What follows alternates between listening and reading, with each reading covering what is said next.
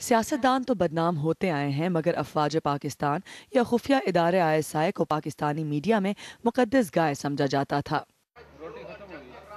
مگر یہ self censorship اس وقت مکمل ختم ہو گئی جب حامد میر پر حملے کے بعد نہ صرف جیو نے اپنے ٹی وی چینل بلکہ اخبار کے ذریعے بھی ISI پر کھلے عام الزامات لگائے۔ جیو اور ISI کی لڑائی پر رائے بٹی ہوئی ہے۔ بعض ماہرین کہتے ہیں کہ میڈیا نے اپنے آزادی اظہار پر خود وار کیا ہے۔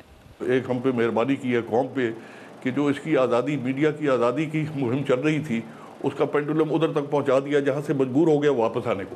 اب یوں دیکھیے نا کہ نواز شریف صاحب دوڑے دوڑے کراچی گئے حامد میر کو دیکھنے کے لیے، آج تک کسی جرنیل جو مارا گیا دہشت گردی میں اس کے جنازے میں نہیں گئے۔ جیو کے مستقبل کا فیصلہ کرنے کے لیے آج پیمرا میں باقاعدہ سماعت کا آغاز ہو گیا ہے۔ بعض ماہرین کے خیال میں غلط مسئلے پر ٹھوس شواہد کے بغیر ISI پر تنقید نے بلوچستان میں لاپتہ افراد اور ماضی میں ISI کی جانب سے سیاسی عمل میں مداخلت پر حکومت کی جانب سے ISI کی جواب دہی اور دیگر اہم مسائل کو جیسے پس پش ڈال دیا ہو۔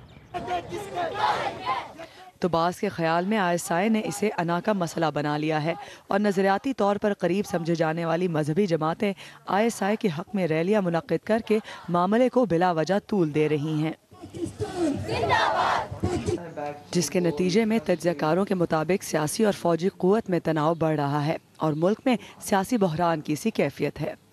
جیسے پرائمری اسکول کے جو بچے ہوتے ہیں اس طرح روٹھے رہیں تو تناؤ تو وہ ہے، لیکن سوال یہ ہے کہ یہ تناؤ کوئی زیادہ شکل تو اختیار کرنے کی صلاحیت تو نہیں رکھتا۔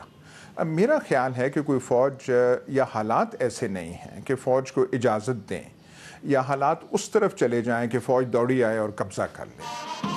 ماضی کی ڈسی ہوئی نواز حکومت کے لیے اب نئی مشکل یہ ہے کہ کیسے افواج پاکستان کو ناراض کیے بغیر میڈیا کی آزادی کو یقینی بنایا جائے۔ ارم عباسی، BBC نیوز، اسلام آباد۔